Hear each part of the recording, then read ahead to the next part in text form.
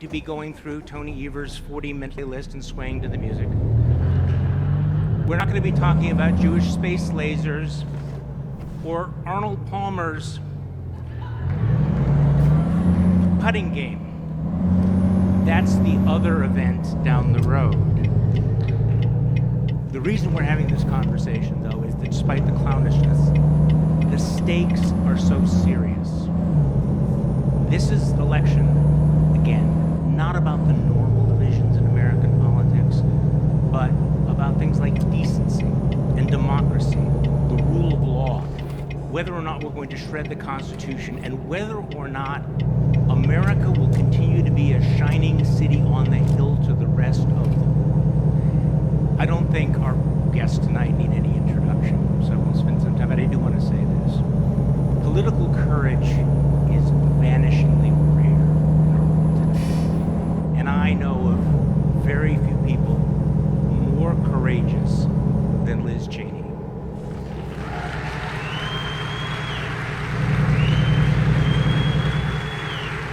Liz Cheney has given up a lot, but she's also inspired a lot of us. And the thing about Liz Cheney to keep in mind is that Liz Cheney knows that January 6th was not a day of love. So please join me in welcoming to the stage Congresswoman Liz Cheney.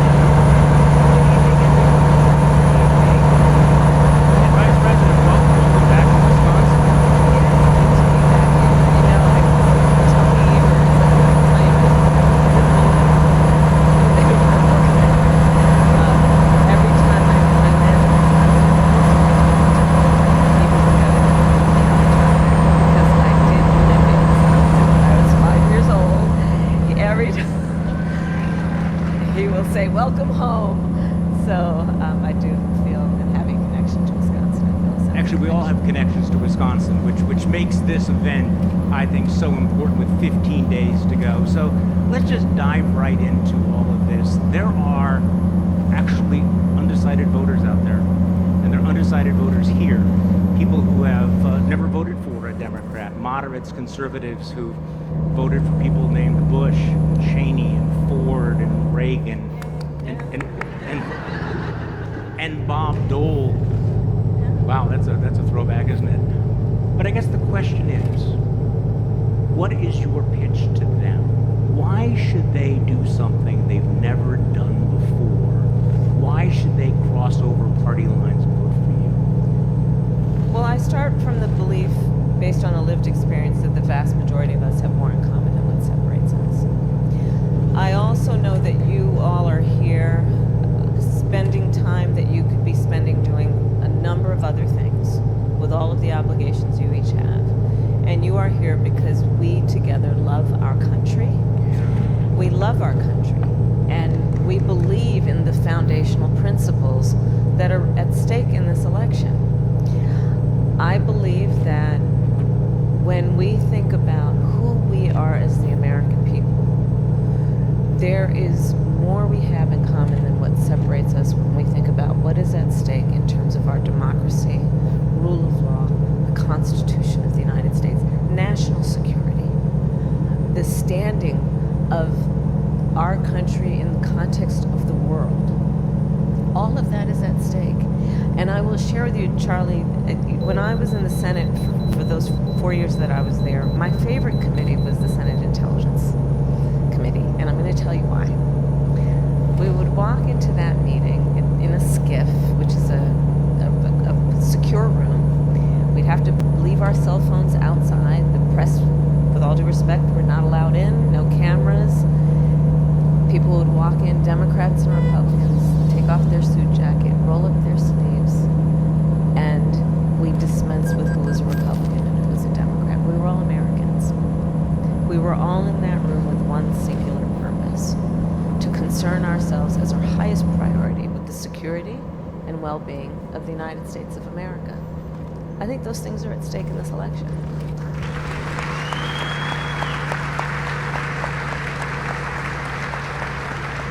Congresswoman Cheney, you know how hard this is, though. You know how hard it is to break away from tribal loyalty, to do something you haven't done before.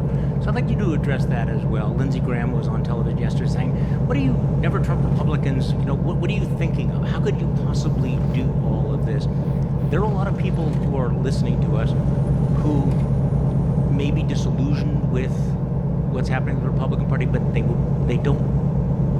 they're afraid of paying the price because there is a cost to all this. What do you say to those Americans? Well, don't listen to Lindsey Graham, number one. It's good life advice, actually. But what I say is that what undergirds everything that we are as a nation, everything that we are as a nation, is the rule of law, and it's our Constitution. And when you look at what Donald Trump did after the last election, when you look at the cruelty that's involved in someone who watches an attack on the United States Capitol, an attack conducted by people in his name, and refuses for over 3 hours to tell the mob to leave. I mean, people just need to think about what that's depravity. He watched the attack happen, and people kept asking him, please tell the people to leave. And law enforcement officers were being brutally beaten, and the Capitol was being assaulted, and he would not tell people to leave for over 3 hours.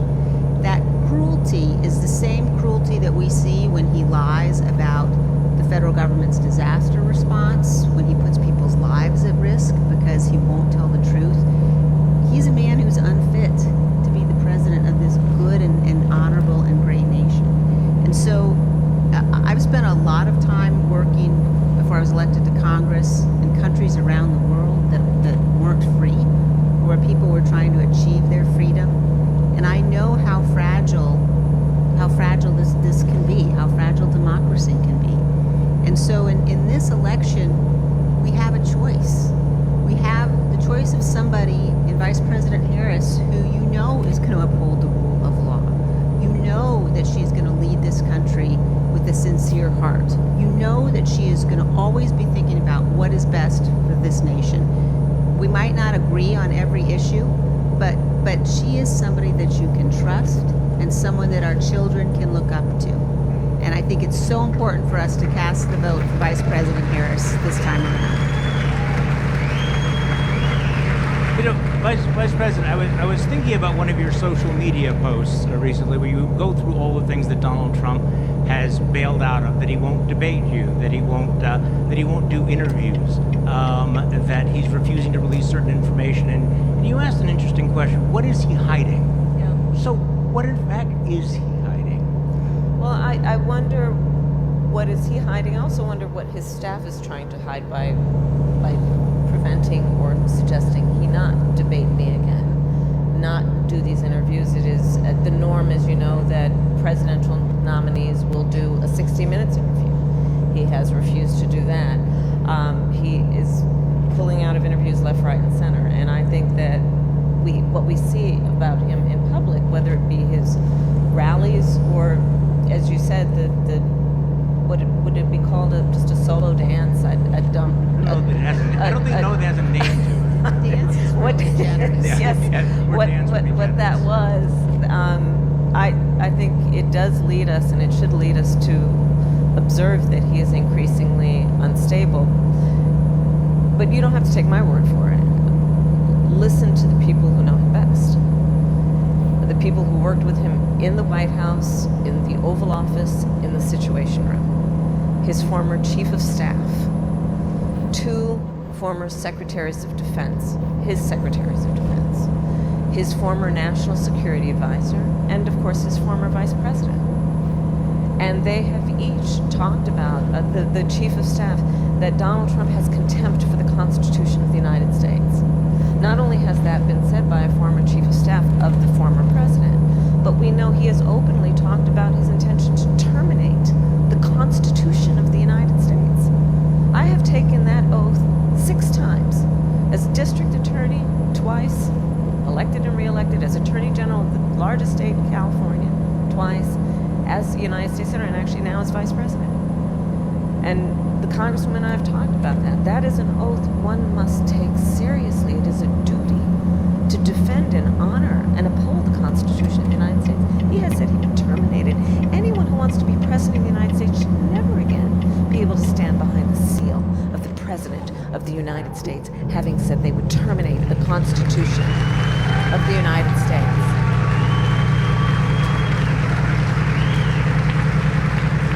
And again, most recently, the report is that the former chairman of the Joint Chiefs of Staff, a decorated general, said of Donald Trump that he is fascist to the core. These are the people who know him best, people who worked with him. And so, yes, we can talk about that moment on stage, the music and all that, but I think it's very important that we acknowledge, and I've said publicly, Donald Trump is an unserious man. And the consequences of him ever being president of the United States again are brutally serious. Brutally serious. To the Congresswoman's point, I have now, as Vice President of the United States, met over 150 world leaders. Presidents, prime ministers, chancellors, and kings. Many of them multiple times. We are on a first-name basis.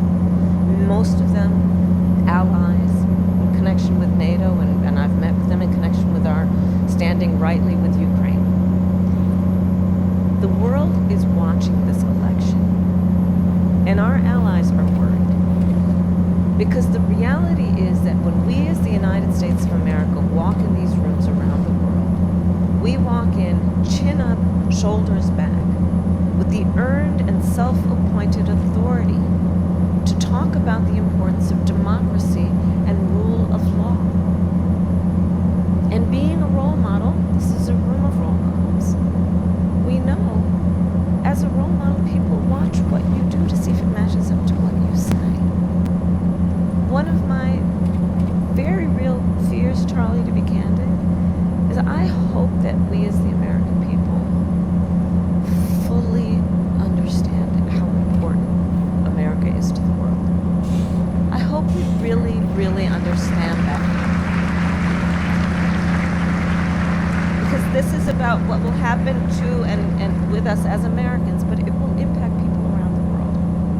Let me follow up on that, Congresswoman, because I was on a podcast recently with another pundit who was saying that she was afraid that America was sleepwalking into authoritarianism, that American voters were not sufficiently alarmed. As the Vice President just said, the former chairman of the Joint Chiefs of Staff just said that Donald Trump was the most dangerous threat facing the country.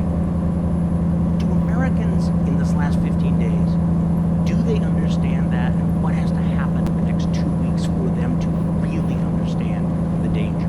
Yeah, I think that they think they do. And, one of the things I remind people is that although not every Republican who is casting a vote for Vice President Harris will say publicly that they are, there's clearly, a threat associated with that in some instances. But millions will. And they will do that for a whole range of reasons. But what you mentioned is so important. I mean, when I think about, the first time I ever voted was for Ronald Reagan. I've known presidents well, obviously, particularly I know Vice President well, in addition to Vice President Harris. And I watch how our presidents have operated. have been presidents that we have potentially disagreed with on issues, they've respected the Constitution. I mean, think about the 2000 election and how close that was, and what Vice President Gore did in his concession speech and in ensuring that we had the peaceful transfer of power. And so I would just urge people, again, you don't have to take my word for it, but look at what the people closest to Donald Trump are saying about him. Look at the testimony of the leaders of his Justice Department, the leaders of his campaign, the most senior officials in his White House. Look at their testimony in front of the Select Committee.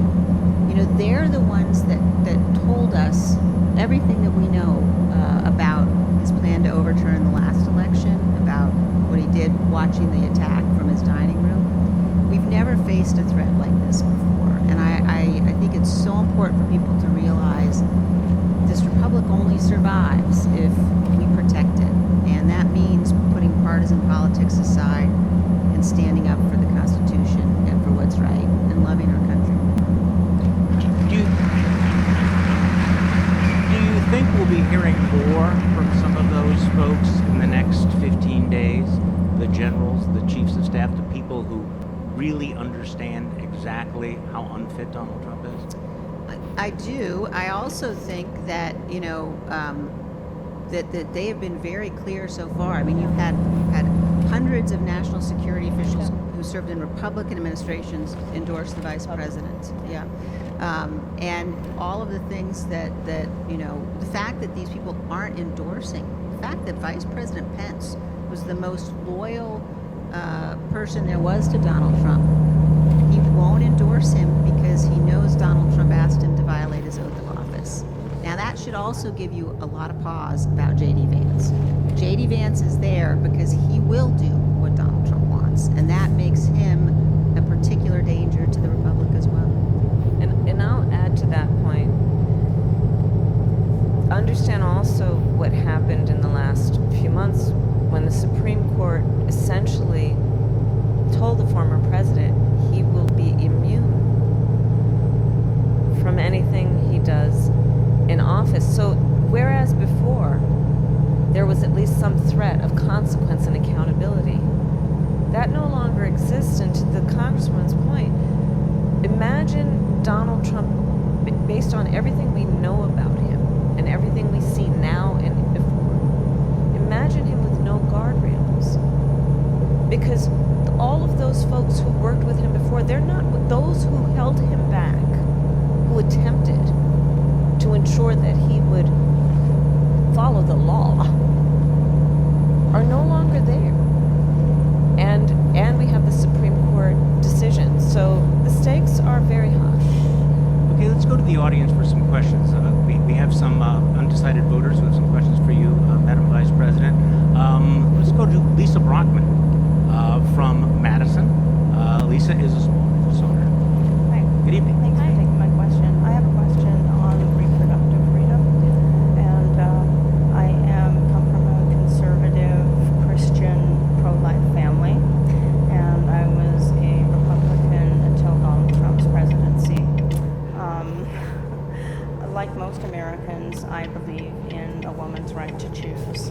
And with the overturning of Roe v. Wade, my 21-year-old daughter now has fewer rights than her mother or her grandmothers. Yeah. I no longer recognize the Republican Party. They have introduced bills from everything from restricting birth control to bringing homicide charges for abortion. It is such an extreme, radical agenda by any standards. And it seems less about the unborn and more about controlling women. So my question is, what are your thoughts on this extremism, and how can we restore those fundamental human rights that have been taken away from the American women? Thank you. So to your point, when Donald Trump was president, he hand-selected 3 members of the United States Supreme Court with the intention that they would undo the protections of Roe, and they did as he intended. And now there are at least 20 states in our country that have criminalized law provides for prison for life for a doctor, nurse, healthcare provider for doing what they believe is healthcare and in the best interest of their patient. Punishing women. I was actually just this week, just a few days ago, in the state of Georgia with the mother of a young woman who died because of Georgia's abortion ban, and she had to go to another state, and it's a long and very tragic story that did not have to be. And here's how I think about this issue. One does not have to abandon their faith or deeply held beliefs to agree that the government, these folks in a state capital, much less Donald Trump, should not be making this decision for her. If she chooses, she will talk with her priest, her pastor, her rabbi, her imam, but not the government. And I also have found, though, since the 2 years that the Dobbs decision came down that this happened, I have had conversations with a number of people who were opposed to abortion and remain opposed to it, but did not intend for the harm that we are seeing to happen. And I think as this decision came down and we are seeing the harm, there are more and more people who are agreeing that this should not be the government making this decision for women and their families. And the way that we will address this is eventually Congress needs to pass a law restoring those protections. And we need to agree that in our society, we should not have laws that are treating people in a way that is causing such harm. I'll give you another example of the harm that is going on. I started my career as a prosecutor.